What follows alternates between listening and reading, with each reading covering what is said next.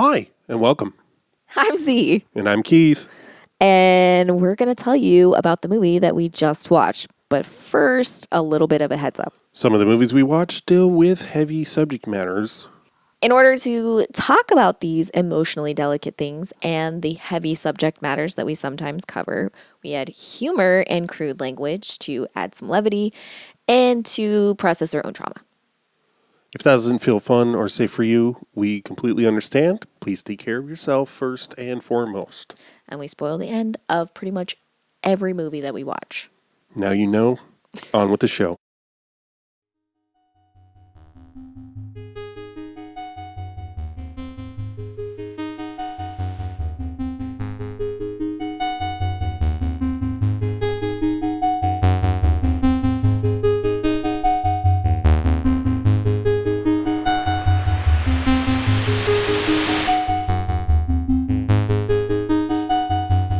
Wow.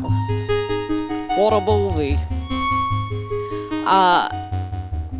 Nothing could have prepared me for this film. Absolutely. I mean, in a good way. Like, I purposely didn't want to know about it because I was like, I don't... What? Like, I was confused at first because I was like, oh, this is a period piece. But I don't really know what kind of stuff I don't know. They must be referencing something specific from history that I don't have knowledge of. And then technology was not matching. I was like, what the I kept being like, how do they all have I was like, they seem to not give a shit about accuracy because everybody has just like straight up electricity. And like they have lamps that they're like, you can see the cords to the lamps being plugged in. And I'm like, okay, so they're just like, fuck it. I'm like, it's that low budget that they're like, we're going to get a costume for this person. And I'm like, that guy's jacket doesn't really feel like something. I was like, whatever. Yep. You know, I'm being too picky. And then as time went on, I was like, oh, this is straight up. It's a little bit slow. And then and then the second he walks into that room with that bitch with the God machine or whatever. So I think they call it just the big... Oh, yeah. I thought he said, maybe he says big. I don't know, whatever. They call it the big machine, but I thought he said it's like the God machine. It's like a God machine or something like that. Okay. Maybe. Like right at the beginning. Maybe I'm misremembering. Cards for the big machine. It's a thinking apparatus. Surely you have one like it. Not this old. I see. Each little hole is representative of a letter, and when several cards are entered into the machine, they are sorted together to create words. For instance, the word God. When can I have access to it? I'll phone them immediately. He walks in, and I was like, oh, this is not, okay, this is, I was like, and that is my bread and fucking butter. When I tell you, like, anachronistic shit like that, stuff where it's like, what time period is this supposed to be? Everything's futuristically in the past. I'm like, oh my God. It doesn't go quite as hard as Eye of the Beholder does, but that's like the first time I really like got like that was like the first it wasn't like the first movie that ever did it, but it was like the first movie that was like fully committing to like everything in that movie does not make sense, but like the story's there. It's just like all the technology is like, what are we? What is happening? Right. And that was like the first. I saw it, I think, as a teenager or something, or a young adult, and that was the first time I was like, oh, this is something that I love, and I don't really know why. Like, and it really, really happened in the 90s. The 90s committed to that shit in a way that no other time period has. And yeah, like that sort of like, it doesn't matter. We're telling a story, so it doesn't fucking matter what we're doing. Like, this isn't real, so we don't have to make it seem real. Yeah. Yeah, it's interesting. I think it's, not to go. No, please. I mean, I always do.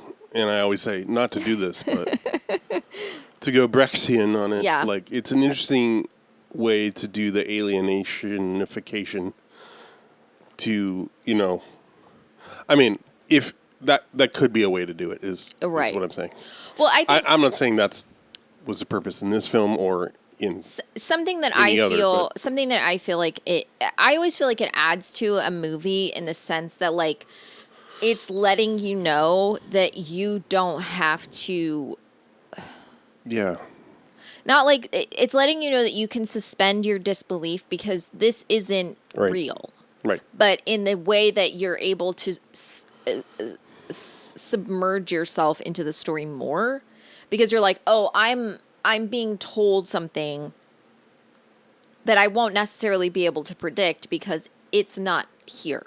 Like it's not Right. happening here." Right. So it takes away sort of a safety net of storytelling but gives you sort of like a soft landing no matter what happens because it's like it doesn't like obviously this isn't based on a true story because it doesn't have it's not real. So anything can happen. We're not trying to make you believe that this is real. Right. We're trying to tell you a story. And so you're like, I don't have to believe it. I can just experience it. So which allows you to which I feel like allows it to be more of a submersive experience than just like you're watching a movie that's like set in a specific time period. Mm-hmm. So you're like, oh, is this accurate? Do they really do stuff? Yeah. It's like all that's gone. So you don't have to think about exterior things. You can just take in the beauty of the story and try to understand the characters who exist in a world that you don't exist in and never will. So it's always so exciting to me when that choice is made to like not make a future sort of like Alien almost does this. It's not quite, because Right. it takes place on a spaceship. So obviously it's the future, whatever, the past, I don't know, whatever. But, it has this sort of like, it doesn't try to make you believe that everything is so utopian and futuristic. They're basically truck drivers Yeah. Right. driving, like, who end up with dangerous cargo that they didn't intend to have or like accidentally take on. And so, it's not quite, it doesn't quite do the same thing because it does tell you we're in space and we're, it does make you, but it's almost that thing of like, oh, right, this is real people. Like it gives you more, like, I think that's why I like Alien so much is because it doesn't concentrate on the technology as much as it concentrates on the people. And like, even like when they've, all the stuff that they find on the planet that they end up on, it's like, they're not like, oh, let's try to figure it out. They're like, what the fucking shit? Okay, whatever. And then weird shit happens. And then they're like, we don't know what to do. And so, but they don't try to explain it. And that sort of like, there's like, it's not like futurism in the sense of like Star Trek or something like that. Where Right. like, we're going to tell you how we got here. We're going to tell you, where we came from, what year this is, blah, blah, blah, blah, blah. And it's not like this is the past. So that like it's already, I don't know. It just gives you this sort of like, whatever. I was going somewhere with that. I don't remember where I was going. So I lost track of what I was talking about.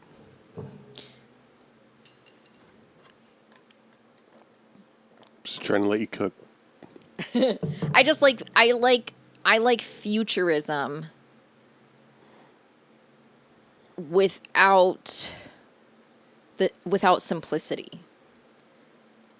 Because it's like they're giving you like I think Eye of the Beholder is probably like my favorite movie that does this thing because all of their technology looks very 50s. It's specific, but it's like they're having like video chats with each other, but like on like old ass like monitors Right. and shit. So it's like you're given Cathode ray tube. Yeah, you're given Screens. futurism. Like this is the future. This is the Right. future. But you're not given simplicity. It's not like, oh, this is just a projected Well, it's screen. also, yeah, it's not that, it doesn't have the sheen of a sort of utopian, right. or like, I think once I don't dislike. I kind of, even though it's got Tom Cruise in it, I kind of like Minority Report just because of weird sort of future, like, you know, like basically their futuristic, you know, way of solving crimes involves people who are precogs, you know, like they can't have, you know, so there's like an interesting sort of not humanized, but like organic element to it. Even though it does futurism, it's also like, yeah, but we couldn't have this technology without like, you know, siphoning the life out of people, you know, so there's like a dark sort of like, ooh, eeriness. There's no prescience to it at all. What? Prescience? What is that? What do you mean? It's not at all prescient. It doesn't have any implications for the current moment. Right. Yeah, exactly. Yeah. Isn't that based on a Dick novel or So story? it's based on, yeah, I think so. Which is probably why I enjoy it, because it's fucking weird or whatever. But anyway. Yeah, I don't know how to feel about him still. Right. So, you know, I kind of like that, but that was really like the mark of where futurism became, you know, we're just doing this Touching with our holograms. hands, Yeah, right. and it's just moving things around, and that's so fucking boring. Like the 100th film I've seen with that, doing that, of like, in the future we're just gonna project little tiny things on screen, and our hands are just gonna flippy floppy, and I don't give a We're shit still about doing that. it. Like, I feel Right. like there was a It's lot like- of it in Discovery even. Oh, yeah, that's what I mean, though. All futurism has become projected screens, and I'm like, I don't understand how this is supposed to be. Gone. Also, who Well, cares? also, how is this supposed to be, like, more secure or anything like that? Like, I I mean, don't understand why it's supposed to be interesting. it's not, but it's also, like, if you're looking at something on the screen and it's projected full room, and you're like, this is a secret file that for your eyes only, and the whole fucking room, like, if someone walks in, they're seeing every single fucking detail.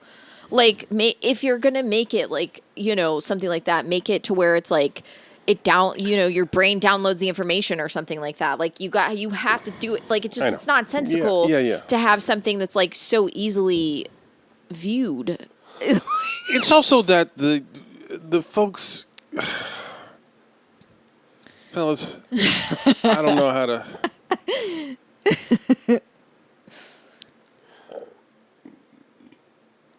Yeah, the visions of the future Yeah. that we're fed, Yes. let's say. Yes. I don't want to, you know, not force fed, because I just mean what are easily commercially available. Yeah. Have become very boring and very Spoon fed repetitive. probably would be the just, you know, that we're not being forced. It's just like, here you go. And it's like, I don't want this. Well, it's all you got. I'm like, Yeah, I mean, it's just gotten. why is it grape flavored? Yeah. Yeah, Anyway. no, it's boring, and there's so much about this. What I like about this movie, I was not expecting anything. It 100% has some gender swap shit in it. It definitely does, and In what sense? well, first of all, the main character, or not the main character, Wayne. Wayne, the woman who dies, her girlfriend Yeah. says that she liked to dress like a man sometimes. Yeah. And just like basically. I also I wasn't ever, I guess, sure about the corpse. Right. Yeah. We're shown boobs, but we're not shown anything below that. So it's like, you know, it's just like, but that's what that's sort of like someone who will, you know, so you're not quite sure. Like, Yeah. I was never quite sure if like what was being told was that like, oh, Wayne is a dude, but she just wears wigs to feel like she's not just a boring girl when she has to be a girl, you know? And that was it. That was the, you know, cause he's like, what's with the wig? Like, why did she have a wig? And it was like, oh, cause she liked dressing like a guy. Mm-hmm. And then when she wasn't dressing like a guy, she was being all kooky cause she liked to stand out. And I'm like, what? And it was the way that line's delivered was like, oh, you know. Right. Duh. Right. And so I was like, oh, wow. But yeah, like they don't tell you enough information of anything for you to be able to guess what's happening or who anyone is or what's going on. You're confused. I mean, I was for so much of the movie, Yep. but not in a way that you're like angry. You're not like, ugh. You're like, this is, Right. it's giving you just a mystery, Yeah. Right. but it's telling you other things are happening and there's so much involved in this world, like the revolutionaries and stuff. Yeah. Like, who's the good guys? I don't know. Right. Like, I don't know if I am on their side or not because they're taking over. But like, is that good? I don't know. Like, and like, what's the main character? Abbott. Mm-hmm. You know, you're like, he's sort of. Like, he's our main character, but the way that you're like, are you a good person? Because he's very, like, Oh, yeah. you have to, like, he's anti-revolutionary, but he's like, you have to have God in your life. You have to be. And I'm like, so is he, like, are we supposed to, like, think he's the good guy, but he's really the bad guy? Because, like, I don't know. And, like, Yeah. and yeah, like, a lot of the stuff is so, like, subtle. And it does so many things that I love and that I'm absolutely like obsessed with in movies where it's like long pauses, you know, dialogue that you're like, what is going on? Like, have I met this person that they're talking about? I don't remember, you know. Oh, yeah. There's like 5 people in the movie. Yeah. I think the most people that are ever in a single scene are 3 people. I think 3 people Sounds are correct. the most that are ever in a single scene together. I mean. Right. Yeah, there's never like literally like even when they're at like a bar, it's just the 2 of them, Yeah. and then like someone will bring them a drink or something. That's it. Like I'm like, what? Like everything is so sparse. That's Everything great. is so like detailed and like, you know, like, and the drawing on the girl's body Yeah. and like you never quite get. But there's the humor in it is so fucking. Oh my God! When he's like, you have an eye for color. Fucking screamed. Because what makes that funny is, one, he says it to the guy and the guy's like, he looks devastated. Yeah. And then it shows you the painting and it's like just black on white and that's it. Yeah. And I was like, oh my fucking God. And it's just like that for like, they don't say anything forever. And I'm like, oh my God, this is so good. I'm like, yes, thank you. I know. Yeah. And then with the fucking spiral when he's like, it's ascending. No, Yeah, it's yeah. descending. And he's like, I'm pretty sure. And there's like, he's like, why would you say it's ascending? Well, what about these runes? It's obvious. The spiral descends, starts here, descends into her belly. Well, why do you see it like that? Perhaps it's ascending. No. Well, why not? Look, here at the bottom, the circle is a single focal point. It's vulnerable to the strength of one arm and so forth. But as it ascends, it acquires strength, fortitude, resistance. It isn't like that. You're so sure. Can we get on with this? I still say it's ascending. Oh my God. Like what it's a fucking spiral. How I- it doesn't matter. I have to believe that just came about from those 2 particular actors. Right. And like I'm like they have to have some guy because like it stars Martin Donovan and then the guy that plays Martin Donovan's dad in it. Well, in Trust and also the other 2 dudes' dad in Simple Men. Simple Men. John McKay is his name. And he's just and it's him and Martin Donovan. And most of the scenes are just him Yeah. and Martin Donovan. Or just Martin Donovan. And like they are just talking to each other and it really does. I'm like, there's no way that they were not like friends because like there's no way you could be delivering the dialogue like this and not have some kind of report. I'm like, there's no fucking way. This was after Trust. No, yeah, it was after Trust and Simple Men. Yeah. So, And turns out I watched. So the DVD comes with an interview. I don't know when or by whom. Okay. Of the filmmaker. Okay. Aaron Palatnik. Okay. I'm not entirely sure how to pronounce his first name. That's it fair. might just be Aaron, but it's Eran. Aaron. I can find out nothing about him. Yeah, He may not have made any other films. There's no trivia about this movie at all. Correct. I saw. I think it's one of the only review on IMDb says that it never got a U.S. release. I saw something that on said it was home media. Okay. I saw something that said it was released in like 1999 in the U.S. Okay.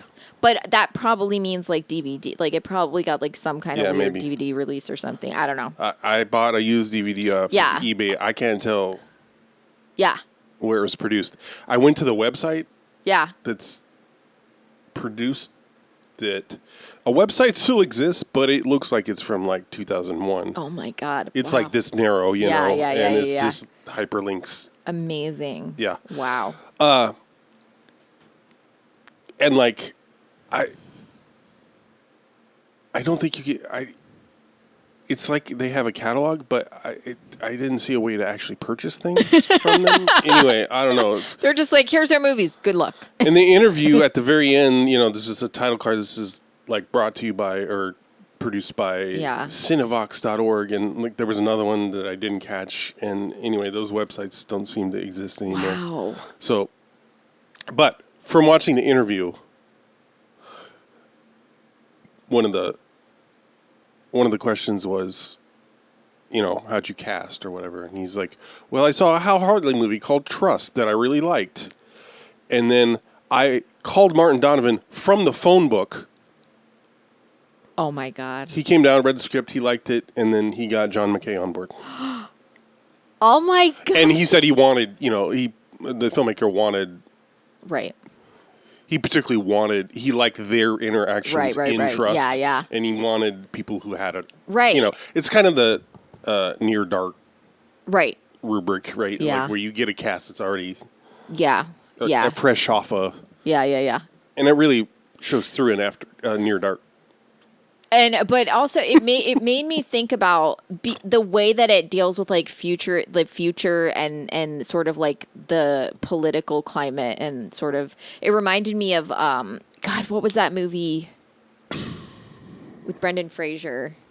Yeah, Darkly Noon. Darkly Noon. Yeah, it reminded me a lot of that in like the tone of the movie where you're like something is happening that you're not part of. It's all off screen. Yes, and you're like, ooh, like it gives you this sort of like tense feeling without really doing anything. Like you're just like, because I remember Darkly Noon, they're like, more people are dead, like so many people are dying, like all this stuff. And it'll be just like, oh, the towns are so, scary, it's a good thing you live out here, Right.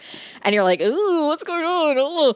And that's sort of how it felt like, they're like, we won't, when he's like, oh, I want to go to these tunnels. And he's like, they won't take you that far. Like you have to get there on your own kind of thing. And you're like, why? Right. Like, right. And then he gets and the opening and the horse-drawn carriage. Yes. Anytime I see something like that, and the fact that he's writing a letter, I'm like, this evokes Gothic literature. Yes. It evokes Dracula. Right. Dracula.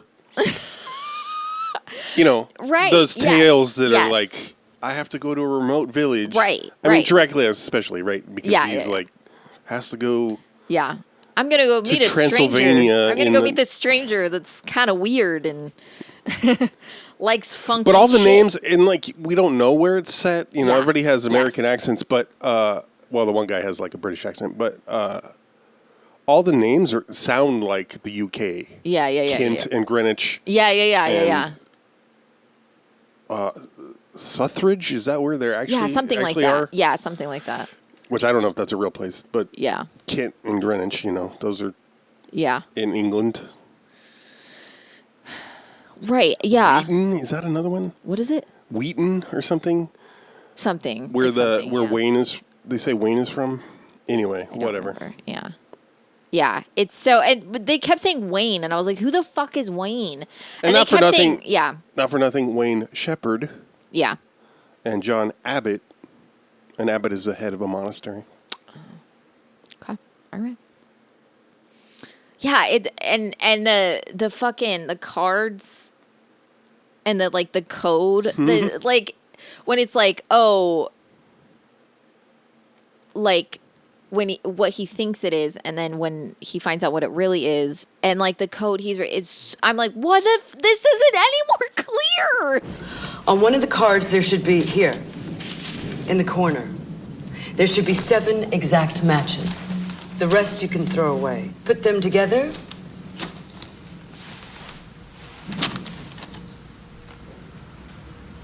Heller and Clark underground. Heller and Clark and Shepard underground. Heller and Clark are slow. Heller is the tool. The tool is used. Shepard behind Heller and Clark. Heller and Clark alone. Don't look at me. Yeah, that's great. She's like, don't look at me. Yeah. I love it. But the way that it's like Abbott and Bryce Shep. is the tool. Yeah. The tool is used. What does that mean? I know, so good. And the fucking decoder machine or whatever. Yes. Yeah. And in the interview, the way they do the interview that I watched, Yeah. you hear a human being asking the questions. Oh, okay. But, the camera is only on the... Aaron. Yeah. But when you see the interviewer, it's 3 orange chairs and then the decoder machine. and you hear the human person asking the question. I don't know. It doesn't seem to be the same audio as... Right. Yes. I mean, he's obviously responding to the same language, right. the same Yeah, questions, literally, or verbatim, but right. probably re-recorded. Oh, for sure. Yeah. It's just the That's machine, wild. The That's Peterson wild. 50 or whatever they call it. And when that was when it like, oh my God, the phone call when he's like, oh yeah, he like, is that supposed to be an amplifier, or is he Yeah. recording it, or what's happening? right? Like, I think it's an amplifier because he goes from like this, and he like puts it on like speakerphone or whatever. But then he hangs up and he's like, someone doesn't trust me or something. I'm like, You promised me that nothing would happen. The investigator will go away. That's the promise you made. I'm a man of my word, yes. I intend to. No, I can't trust you.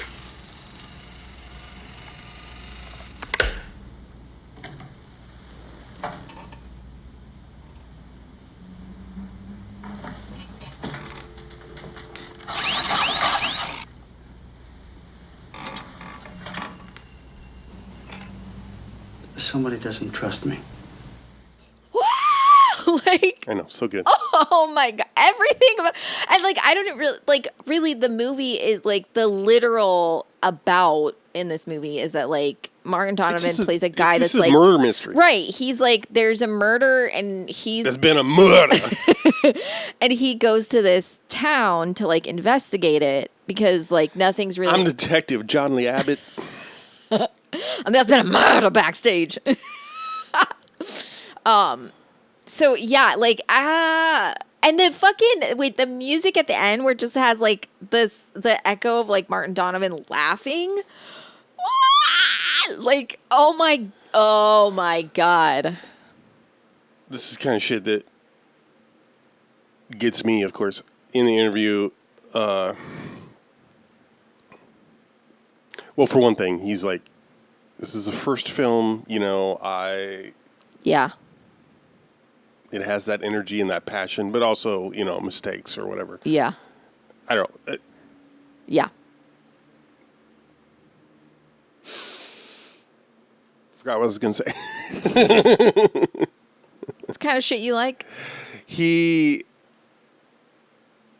It's toward the interview, and one of the questions like, what's the moral, Yeah. And he's like, oh, I don't know, don't believe everything you see, or whatever. Yeah. He was like, but also it's like, it's a murder mystery, and, I don't want people to think that there's one answer Yeah. or one message. Yeah. He's like, but I will say, and I've never told anybody this, there is a sort of a code in the music that's just I put that in there for myself, but So who knows? Yeah, so you're like, this is my favorite movie ever. I mean, because I go.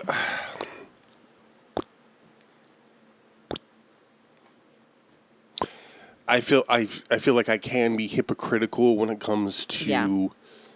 intention and messaging and Yeah. structure and For sure. those things. Like, I was very much, thanks to my relationship to the School for Designing a Society and those folks that I've, I mean, before the school, it was working with Arun in college, you know. But they very much emphasized intention and how often structure is a message, and so it can either undermine or amplify a message, right? Yeah. Where am I going with this? Oh, so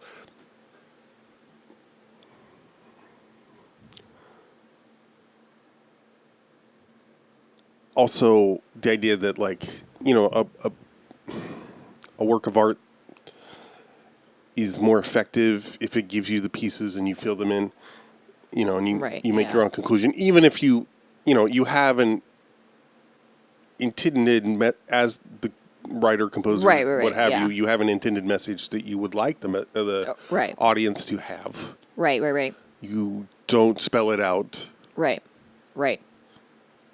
Because it's more effective. It's more impactful as an audience. Yeah. If you're like, oh, you know. Yeah. Right. And so we've talked about this where, like, I give a movie a lot more leeway or room, more benefit of a doubt if I think they're trying to say something. Right. Yeah. And we talked about this a little bit with Floda with regards to Lynch, where, like, why I got burnt out on him was, like, I didn't think he had anything to say. He was just being weird. Yeah. That, which is mostly my complaint, is that, like, a lot of his stuff feels weird for the sake of being weird, which is fine, but people will read messages into that when it doesn't feel like there's an intended message. Right. And also, I think some people just love, well, there's a couple things. There's definitely this is a stereotypical young white male thing where this guy loves it just because he gets it and you don't. He loves that. Yeah. It doesn't matter that he is wrong. Right. Or he doesn't actually know. Right, yeah. He just feels like he does. For sure. Okay. And then there's also, like, some people just enjoy ambiguity. Right. For the sake of ambiguity. Or another way to say that is just, like, experimentalism for the sake of this. I sometimes do. I was going to say that can... Depending on tone and execution, that can be one of my favorite things. Right. And all of it is context reliant, right? Sure. Like, so yes, I feel like I'm talking only in the vaguest terms, so sorry, but whatever. It's our podcast, man. We can do whatever the fuck we want. I know. I just know I have that tendency to get out in the clouds, and then I'm not talking to me about anything. Right, but I'll be like, what the fuck are you talking about? Okay. If that's if I don't understand.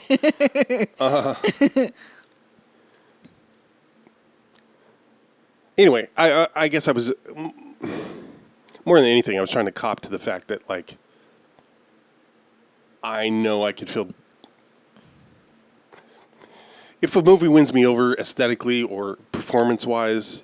Right. I'll forgive or I'll defend its ambiguity. Right. Yes. Other times, I won't. Yeah. If it doesn't win me over. Right. Yeah. No, for sure. Or if I think what it has to say is problematic, For sure. But I think there are times when, like, it'll just be an aesthetic thing for me where it's like I wouldn't care about the message if I liked the way this movie was presented better. But also there are times when it's like this movie is very clearly written by, like, a white man, or this movie is very clearly created by directed by has the view of a white man, so I have Right. no connection to it, Yeah. which is a lot of times how I feel about Lynch. It's a very like, what if men? And I'm like, I don't care. Like automatic, like, ugh. It's like, oh, I'm writing female characters, and I'm like, nah, I don't care about it. I don't really care. A lot of times, I don't care about the perspective of women through men's eyes. Sure. This is a thing that I've always thought that I enjoy. I like a lot of times when a movie is like written and directed by a man, I'm gonna be like, oh, oh. But if a movie is written by a man and directed by a woman, it's gonna you're gonna be like, whoa, because it's gonna have American Psycho? yes, no, like it, and it's not a foolproof, obviously, but I do feel like you like even or a movie written by a woman and directed like. Written and directed by I don't know, and I'm not trying to like dichotomize gender or something, but like I feel like when there's something that can sometimes end up flattened out if something is written and directed by the same person. Not always, obviously, because Hal Hartley, like that shit is like, and there will be times that I'm speaking like generally, not like talking about every single instance, obviously. But like a lot of times when people,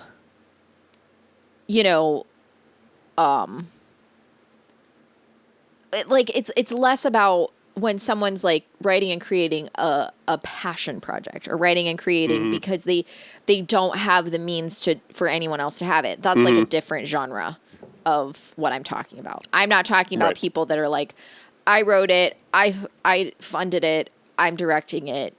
Because it's, that's totally not what I'm saying. Okay. Because I think those instances, like, someone else couldn't direct it, Right.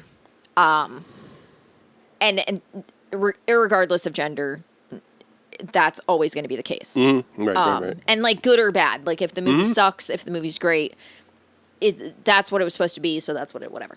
But I think, like, a lot of times, like, when people end up having a lot of money or, like, having a lot of clout and they still are like, I have to write and direct or I have to create my own projects, it'll start to fall flat because you're like, no one's checking you anymore. You're not, you don't have, like, one of the reasons why indie films, especially, like, indie films of the 90s worked so well is because people had micro budgets, were able and had to like plan every single fucking thing out and didn't have another choice. And they had to like scrape and so sometimes the ambiguity of something or sometimes like the mystery of something would be because there wasn't another way to make it. Like they didn't have the money to like give you a better answer. They didn't have, so like there's a beauty in the ambiguity. But like a lot of times now when something's ambiguous, you're like, oh, it's just because you suck. Right. So well, like, and I've also, what am I thinking of? Like, I had an example in mind. Like Donnie Darko. Yeah. Like, there's also times where ambiguity hides. I think this is what you're saying. yeah. And I think a lot of people have created whole careers and skate by on this. For sure. Like, Yeah.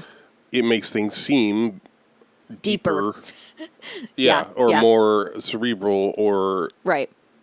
But that's because the audience is doing more work. For sure. If they're, if it's a good faith thing and the audience Yeah. is that kind of audience. Yeah. That Right. will be active enough to fill in gaps, Right. Or, like, or at least not turn off because of they're not being told exactly Yes. what is happening. Right. Minute to minute. But yeah, there's definitely films that like, then a director's cut comes out and you're like, that's what that was about? You're like, Yes. what the fuck? Right. Or a director's cut comes out and you're like, yeah, someone definitely needed to take over for you. Someone else needed to edit this because you fucking suck. What the fuck is wrong with you? Yeah. Yeah. In general, hearing But- people talk about their own work will kill any Also, like sometimes, like you'll watch something, and you'll like sometimes it's because the director thinks the audience is so fucking stupid that they have to say it 15 times. Yes. And the editor's like, you don't actually have to say it once. You can just show them. Show it, yeah. You don't need to. And the director will be like, but you need to tell them so they know at every step. And you're like, oh my God, fuck. I don't have any examples to give you, but I just know that sometimes director's cut, masterpiece. Sometimes director's cut, you're like, I'm sorry, who gave you permission to ruin my favorite movie? Yeah, what's wrong with you? Why did you do that? And I do think, whatever, I'm getting on a tangent. Well, if you, What the fuck was that? if you notice this origami unicorn, it's a reference to the horse earlier, which means she's a replicant. Like, yeah. I do hate when people are like, obviously. And I'm like, if it's obvious, then people would know it. Right. You're saying that because you feel superior. You know it's not obvious. Yeah. Obviously, it means this. You're like, it's not obvious because people would. My favorite, oh God, what was it? I remember, I don't know that I fully got it. Yeah. Until this, I remember watching the OG Batman TV show. Right, yeah. Adam West and a young Bruce Campbell. I don't know who played Robin, but Young Bruce Campbell. I think the Riddler is fucking with him and does some skywriting. And Robin interprets it. It's just some stupid riddle that doesn't mean anything, really, or could mean anything.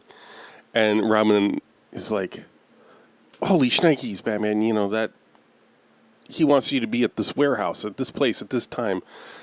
And Batman says, yes, Robin, no other possible interpretation. In the classic Adam West delivery. I was like, oh, fuck. Okay. Yeah, right. I get it now.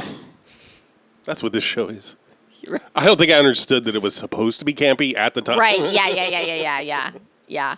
Right. I think especially looking back, or you're like, wow, TV was so much campier back then. But then you're like, oh, if I had seen this at the time, I would probably know that this is like this is obviously campy on purpose, right, too. Like, yes, it's campy, but it knew it was going to be campy, so it hiked it up, yes, like so that it would be more fun to watch, right, and people would have more fun watching it, which is the same thing said two different ways. Yeah.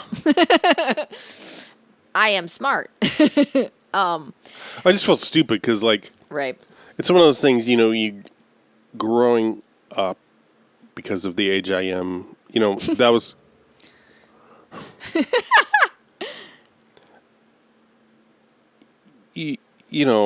people reference, it was referenced in pop culture all the time. Right. But I took it as everybody being, like, kind of eye roll. Like, right. This show. Yeah. But no, it was actually just genuine people getting it before I did, that it was... Anyway. Yeah.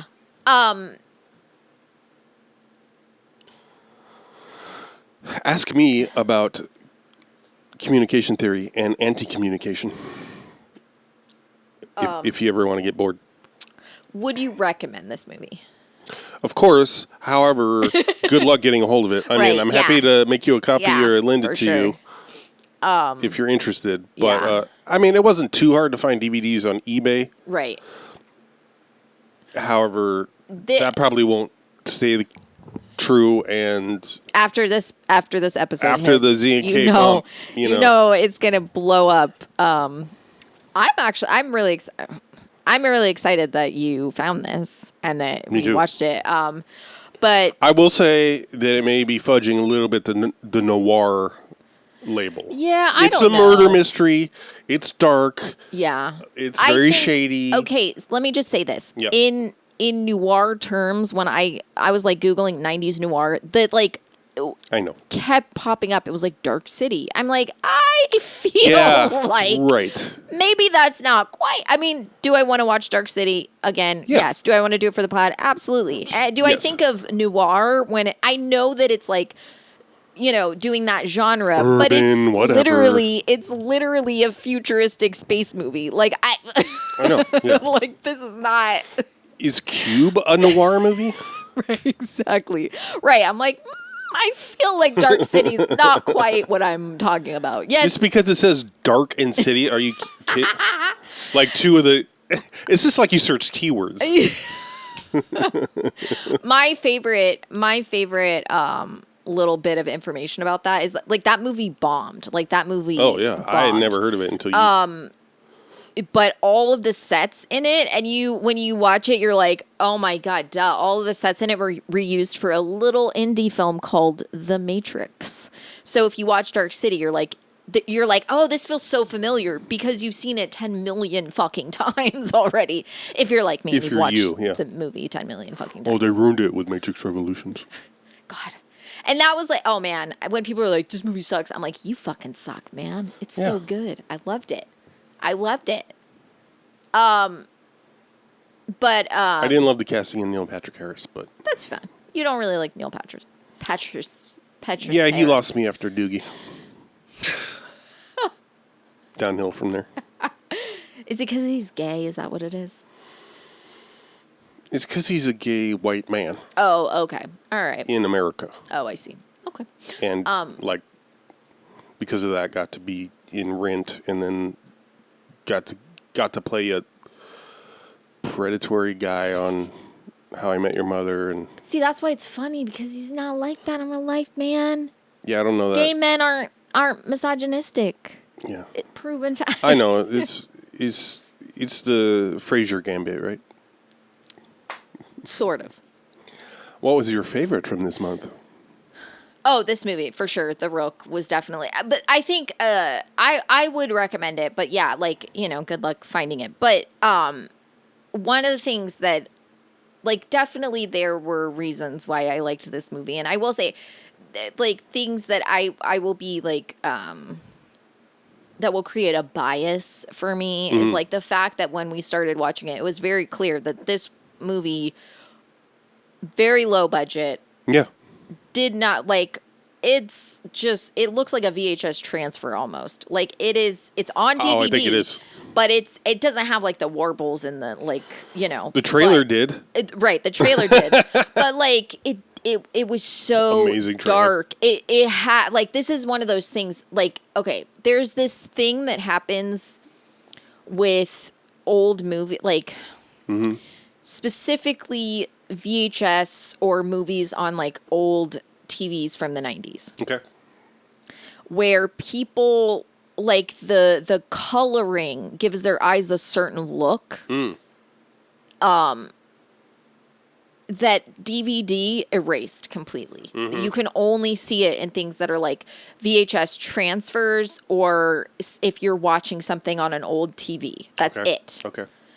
And this movie has that sort of effect of like the way people look. You're not getting a lot of definition, but it adds to the mystery of everything because you're not getting a fully clear picture of something. But like that's I know that people like I've talked about this before. I talk about this any chance I get because it pissed me off. But like I saw an original print of Silence of the Lambs. Original print.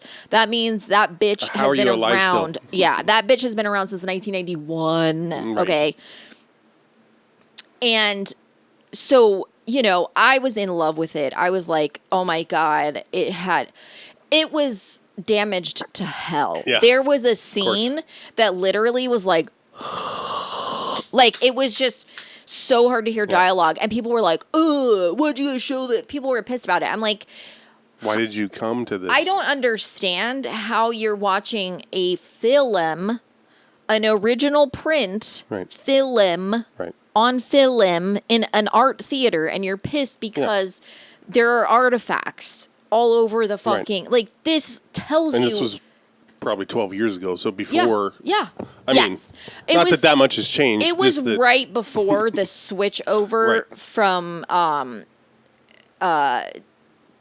film to digital became mandatory. Right. So it was like we could still get prints, but it was about to be that we couldn't. Right. So this was like one of the last chances to see this film in this way, this specific one, the way that we were showing it. Like once in a lifetime, and people were pissed. Of course. The same thing with we had a print of Black Christmas. Oh. And the print was so fucking, the whole thing was pink. Like the entire film was pink. Like it had a pink cast to the whole entire thing. But halfway through the film actually shifted. So we had to, when that happened, we had to go upstairs and we had to adjust the lens. Whoa. Because it be, I don't know why, but like halfway through, like the film for some reason went from being centered to being off center. So we would have to adjust the lens to match up in the new framing of it. Because when you do it, like some films have certain frame rates or not, like, and you have to adjust the lens to that. So like, I think it was like, what was it? Oh, I don't remember. It was Eraserhead maybe that we had to like it had a completely different like frame rate than the rest of the movies or something like that. I might be saying it wrong. So if we played it like we played the rest of the movies, blur. It was a complete blur. We would have to actually adjust the lens to a completely different setting in order to see the film. And it was almost and why I remember this so clearly is because I was taking a vacation weekend. And so I was like, I'm not going to be at work. So which you one? guys, For which one? Eraserhead. Anyway, so I said, we were going to go to Chicago or something for the weekend. Mm-hmm. And so I was like, we were like, oh, you know what? I should get some bottled water. And I was like, you know what? The theater has like a bunch of bottled water for like $1. I was like, I can just go in there and like drop a couple bucks and grab some. So we just stopped there. We just happened to stop there because we were going to go to Chicago. I walk in, Austin literally on the floor with his head in his hands, like freaking the fuck out. I come in, he like stands up and he's like, oh my God, you have to help me. Everything's wrong. And I was like, what? And he was like, the film, I don't know how to adjust it. I don't know how to do, I don't know what the right settings that he was freaking the fuck out. And so I had to like go in there and like show him how to do it. But like, if that had not happened, like that film would not have shown that weekend. So you're welcome, anyone who saw it. I fixed it.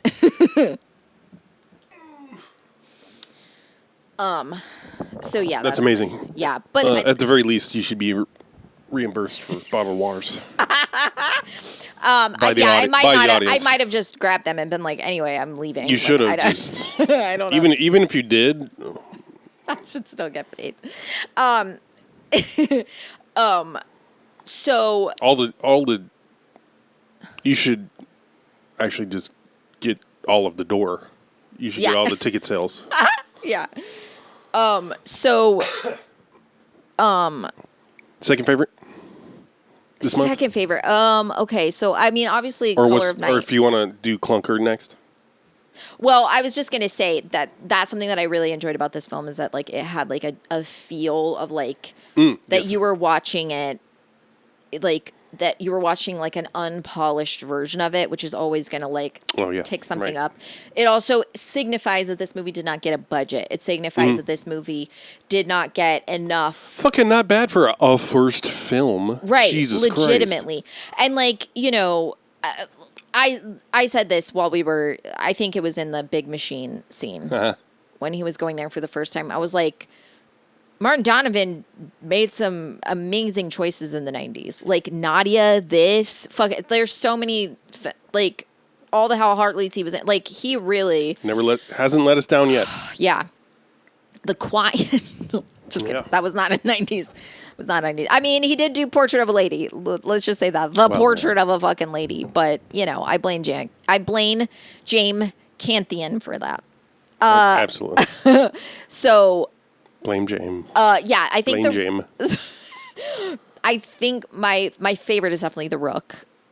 Second favorite probably, okay, what did we watch? We watched Last Seduction. Last Sensation. Shattered. Yeah. Color of Night. And then Rook. Yeah, I think it goes Sensation, clunker. Shattered. No, not Sensation. Last Seduction. Last Seduction, worst. Yes. Shattered. Sensation. Color of Night, The Rook. Okay. Pretty similar for me. I think I liked Shattered more than you did. Yeah. I think. I just feel like it didn't have any of the what I like in Sensation and The Color of Night is like erotic thriller that where it's just like I want to show you boobies, and it's like there's a lot of like it's really trying nonsensical bullshitty I'm so smart for Shattered isn't quite that absurdist, right? Like it isn't quite that. So it wasn't that it was bad. It just didn't it couldn't match up to the absurdity of those two films. And obviously it's not going to be as good as The Rook was because that one just that one takes the cake for everything. But The Last Seduction, even though Pullman? Yes, Bill Pullman delivered a beautiful performance as always. That one really just yeah, that was a bummer. Yeah. But I'm glad we got it out of the way. Yeah, for sure. Yeah. This don't has been a watch great that month, movie. though. Yeah, don't watch that movie. This has been a great month, though. I think since The Last Seduction, we've just gone, you know. For sure. So, yeah. So, you invert Shattered in Sensation? Yeah, but they're real close. I mean, Sensation does have the benefit of the absurdity and it in that fitting the overall. Shattered is kind of a bummer because he could have been a good, really good. Yeah, you know, for feels sure. like. I'm gonna say this: the biggest. It's really Tom Berenger that really like he's just so flat. Like there's nothing. I don't care. I didn't like that care enough about him. To care whether or not I did. I mean, I guessed it right off the bat, and then it was just Tom Berenger was just like, I have emotions, and you can tell because I'm getting a little louder. Compare and contrast and juxtaposed and put them in a dialectic together. Shattered and Amateur by Hal Hartley, where the main character has amnesia. Yeah. Wow. But see, Amateur is one of my favorite films, though.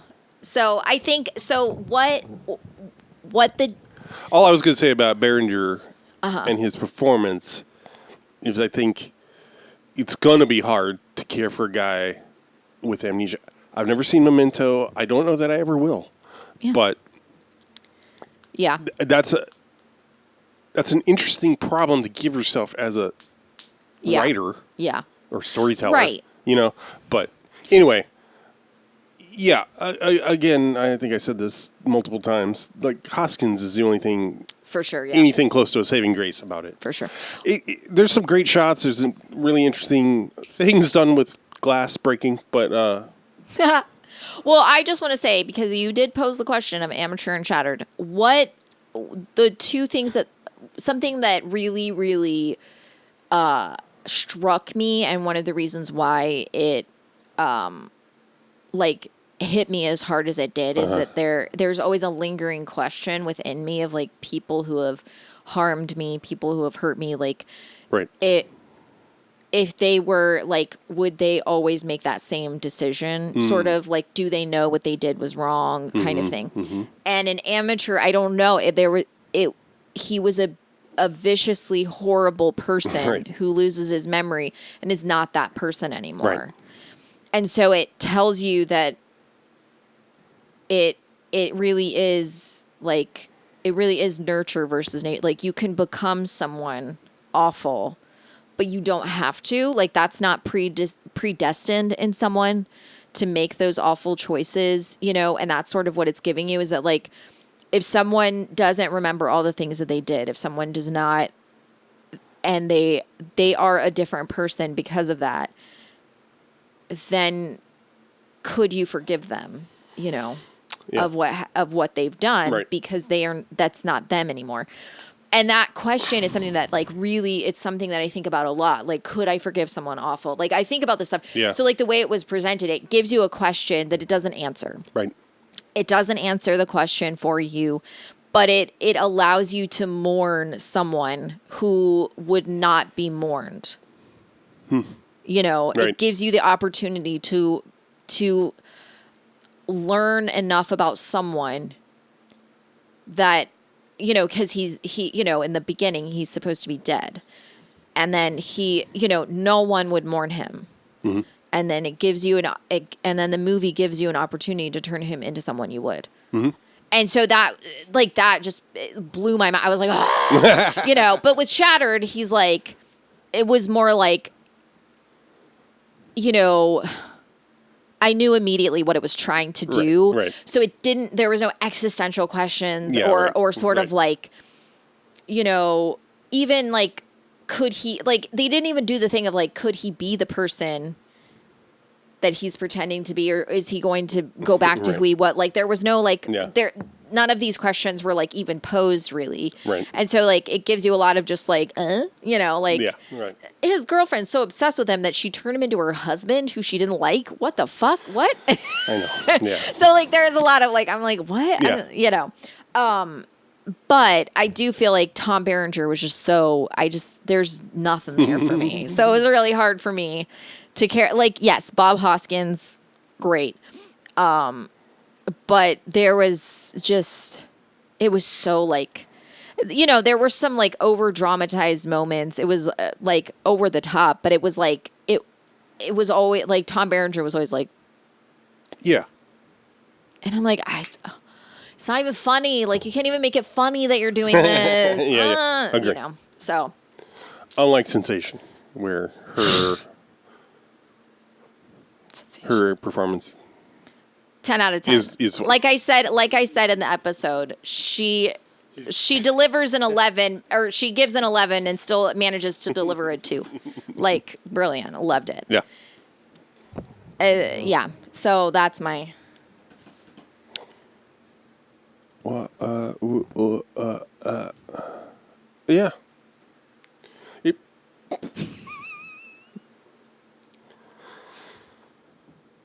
What were you gonna say? it feels like more movies than it is. That we watched? That's because we've been doing the podcast for like 7 years. Well, also the whole panic I created unnecessarily around. Yeah, first time we have Losing 6 2 episodes episodes. 6 episodes in a month, and two episodes about the same thing. You're welcome.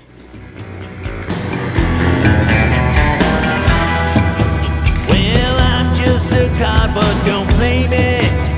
This ain't no game, it's my life. Like a pawn playing chess on a table. And I've been Rook more than twice. The bishop, he won't save you. And he'll never forgive all your sins. The black knight's in line with the devil.